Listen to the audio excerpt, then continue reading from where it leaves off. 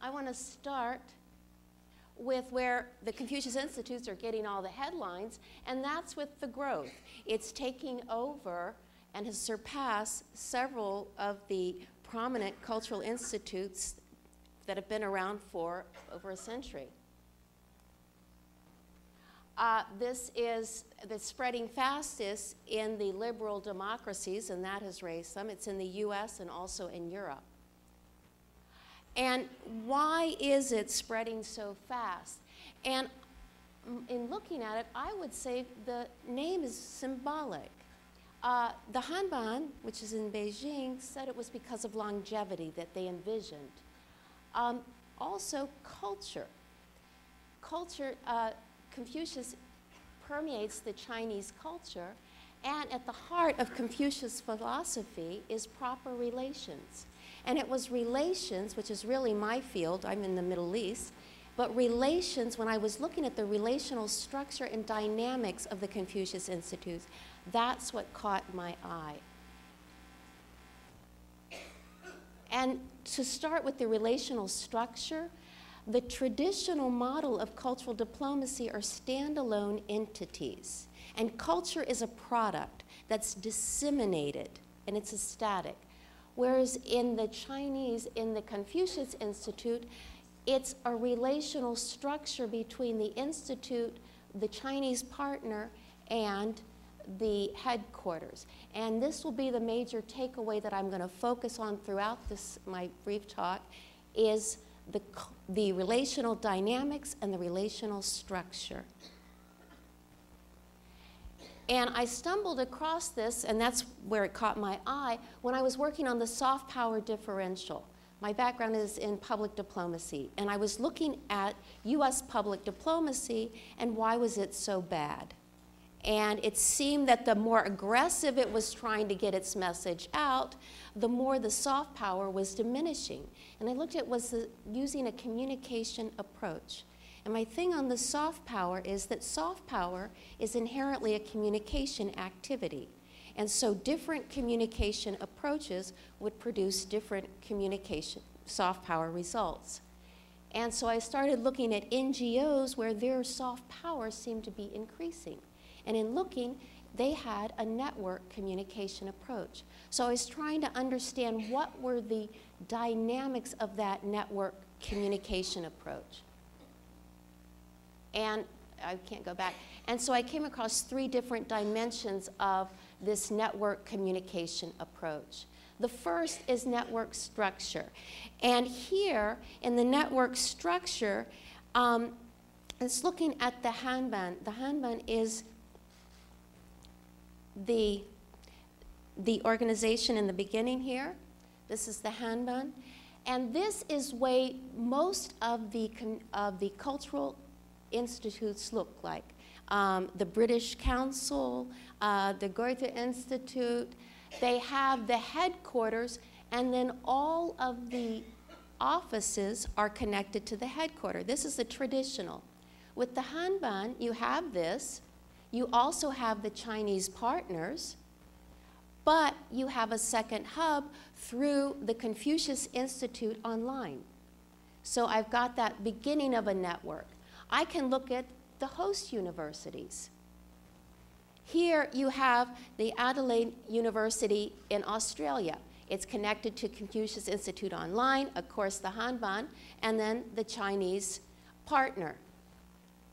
Part of the stipulation is that the university will be connected to the Australian sister universities, which are also connected to the Hanban, which are also connected to the Confucius Institute online, which they also, Adelaide not only had her sister cities in Australia, but also around the world, which are also connected to the Hanban, which are also connected to the Confucius Institute online. So if you can see, this is network weaving, network weaving.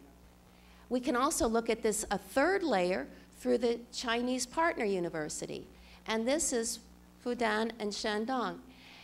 And because most of the universities want to be partnered with a prominent Chinese university.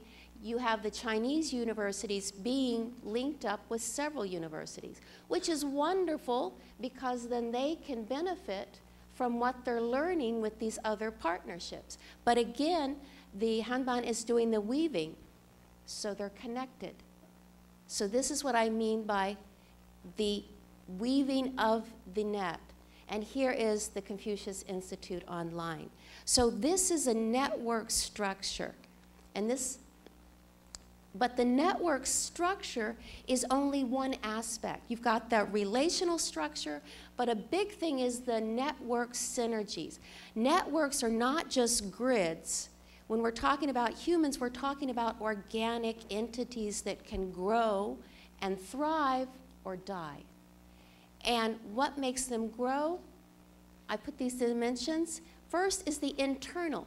The thing about the Confucius Institute, it's not just promoting language, there are cultural activities. And you can go on the website and see all of the different cultural activities. What's wonderful about these cultural activities is that they have team building. If you study these activities, there's a team building approach in there, there's a bonding approach, and it has the fun element. Emotion is a big part of relationship building. There's also external relations. Here's a community event. Here's an online event that brought in the community. So I'm bringing in this emotion. There's also the online, this is external resources, through the Confucius Institute online. The Confucius Institute conference is very important because research has shown that when you've got virtual relations, what you need to do solidify that is interpersonal, face-to-face. The conference provides that face-to-face. The third dimension of synergy is diversity, cultural diversity.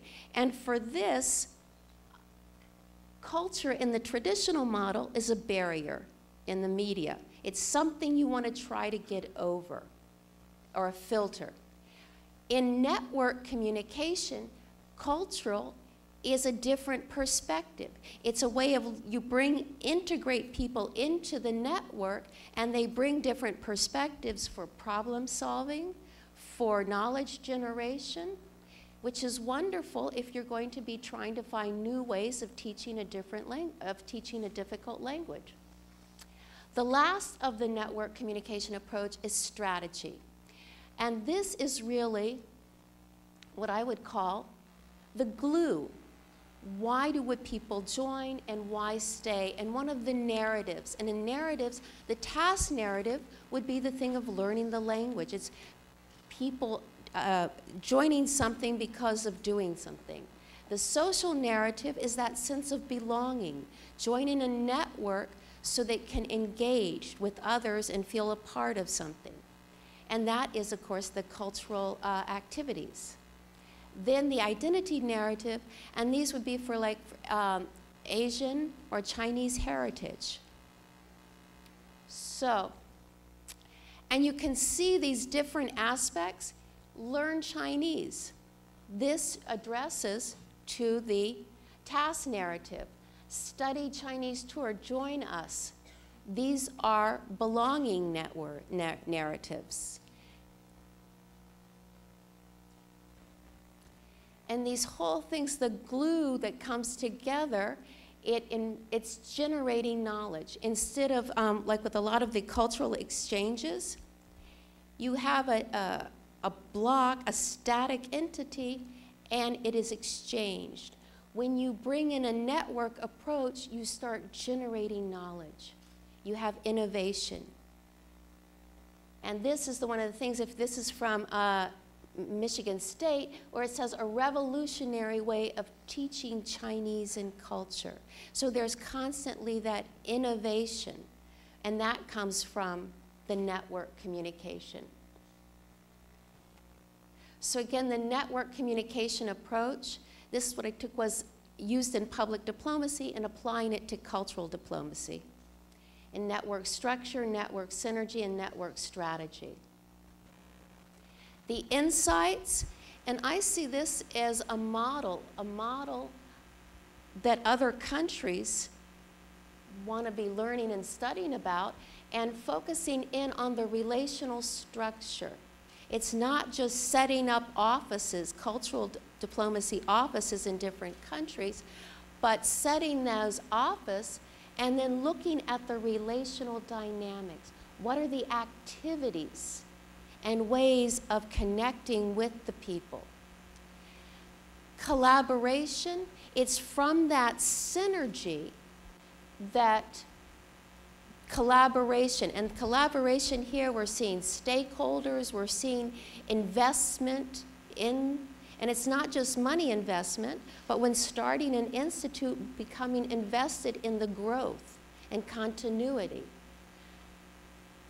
The relational process of creating soft power, and I see this as, Nye talks about culture as one of the resources, a soft power resource that's wielded. You wield that soft power resource. What China is doing, it's taking culture and having it as a process. And this is a whole different way. It's a whole different way of looking at culture. Instead of being something static that's frozen, it's something that is expanded through relations. And I put here the Chinese relational and cultural model of public diplomacy.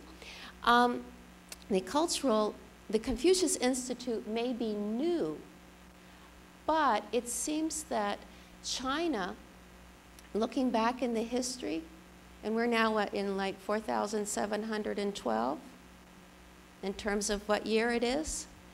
In looking at the history, and this is from Fairbanks, he said that Chinese diplomacy has been, throughout its history, conducted primarily through culture and commerce. So in this way, it would be, you could look at the Confucius Institute almost as an extension of that format. So that is that.